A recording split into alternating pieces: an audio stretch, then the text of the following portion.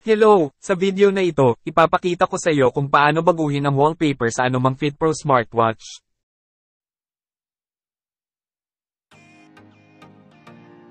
Unang hakbang, i-download at i-install ang FitPro application, at i-connecta ang iyong smartwatch sa iyong telepono gamit ang FitPro application. Kung hindi mo pa naikonekta ang iyong telepono sa iyong smartwatch, makakahanap ka ng video sa kanang sulok sa itaas kung paano gawin yon.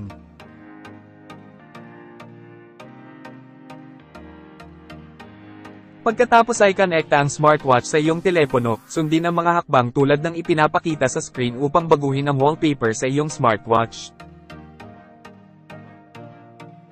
Kakailanganin mong i-on ang Bluetooth at lokasyon ng GPS sa iyong telepono, at kailangan mong magkaroon ng koneksyon sa internet upang mapalitan ang wallpaper.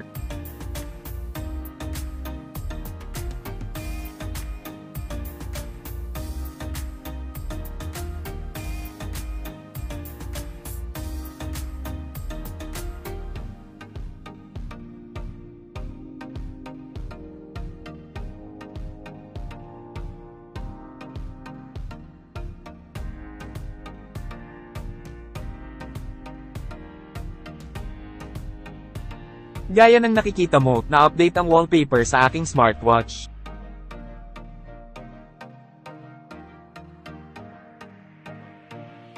Narito ang isang playlist sa lahat ng iba't ibang settings sa smartwatch na ito. Salamat sa panonood ng video na ito at mangyaring mag-subscribe sa aking channel.